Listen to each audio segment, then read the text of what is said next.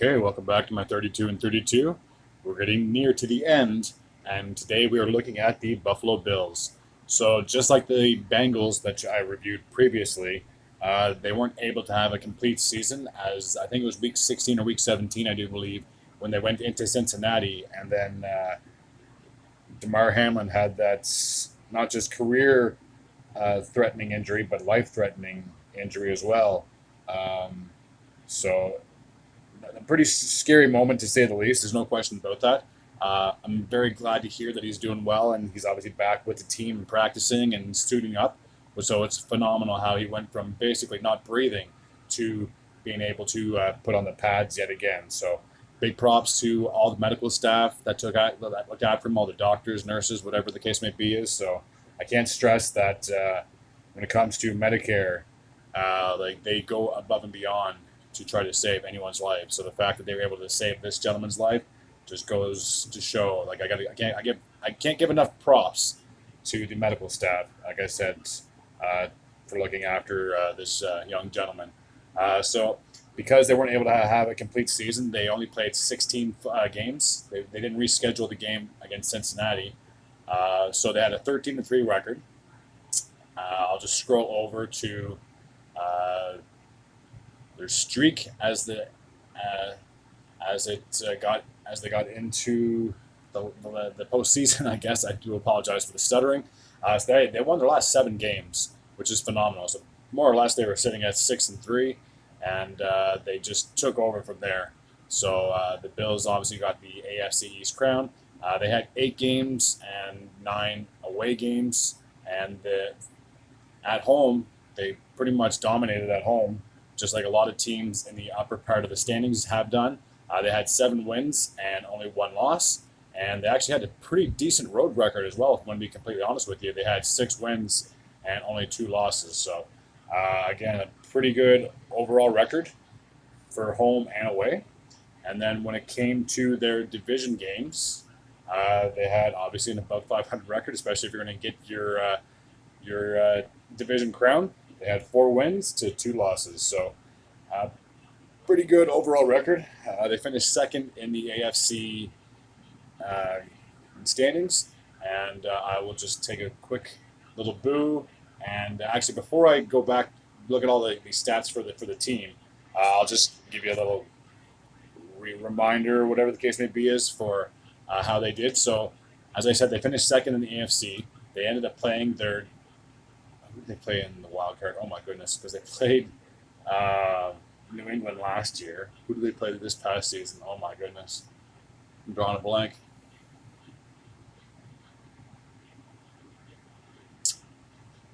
So who were the wild card teams? So we had the Chargers. They played the Jaguars. They had oh my goodness, why am I? Oh my gosh, I can't believe I forgot this. They played the Dolphins in the first round, in the wild card round, and they narrowly squeaked out a win against them.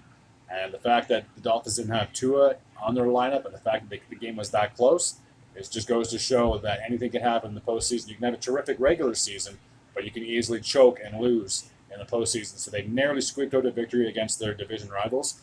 Then they hosted the Cincinnati Bengals, so it kind of made up for the lost game again.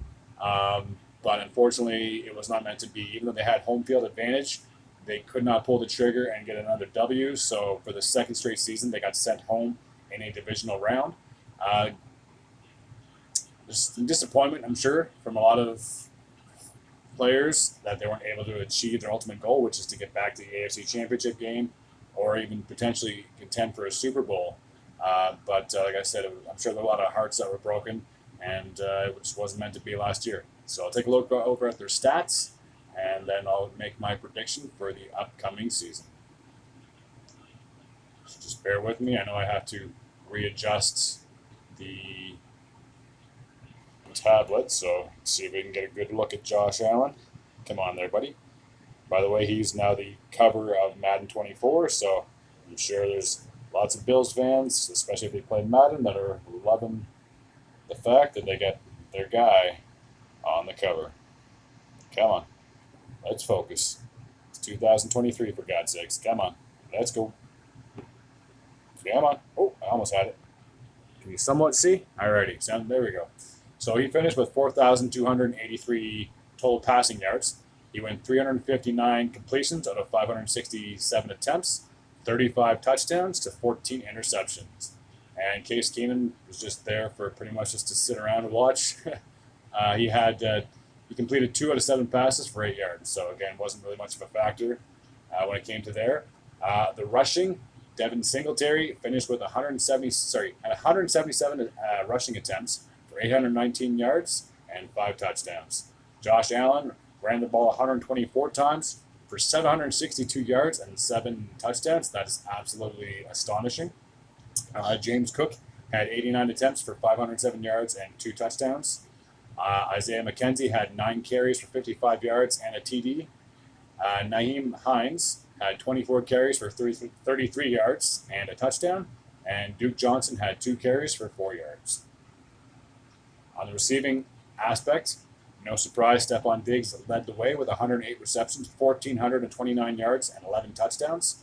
Gabe Davis had 48 catches for 836 yards and 7 touchdowns.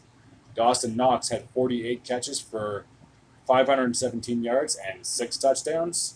Isaiah McKenzie had 42 receptions for 423 yards and 4 touchdowns.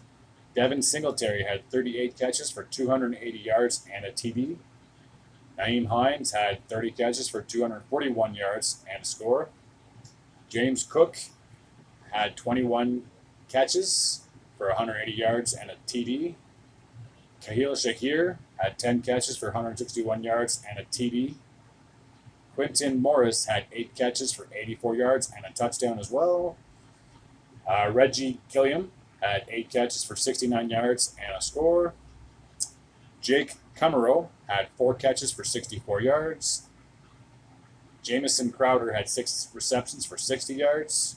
John Brown only had 1 catch, but he made it worthwhile, 42 yards and a touchdown. Cole Beasley had 6 receptions for 35 yards. And Tommy Sweeney had 1 catch for 7 yards.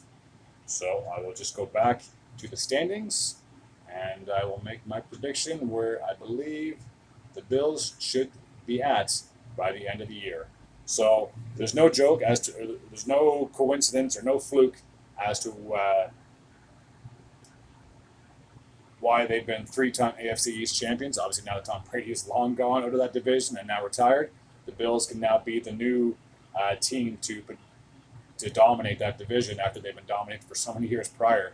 I would not be surprised if they got yet another AFC East crown for the 4th straight season, if I'm going to be completely honest with you. I'm sure the Dolphins and the Jets might try to give a run for their money, but I just believe the Bills, from an overall perspective, they should be just as good, if not better, this upcoming season. So I can see them easily getting 13 wins, maybe 14. They shouldn't get no less than 12. Let's just put it that way. And like I said, they should get at least another AFC East crown. It's not a matter of if they can get over the wild card hump, because, like I said, the last 3 years, they've been able to defeat said teams and move on to the division round. It's a matter of can they get over that divisional round hump.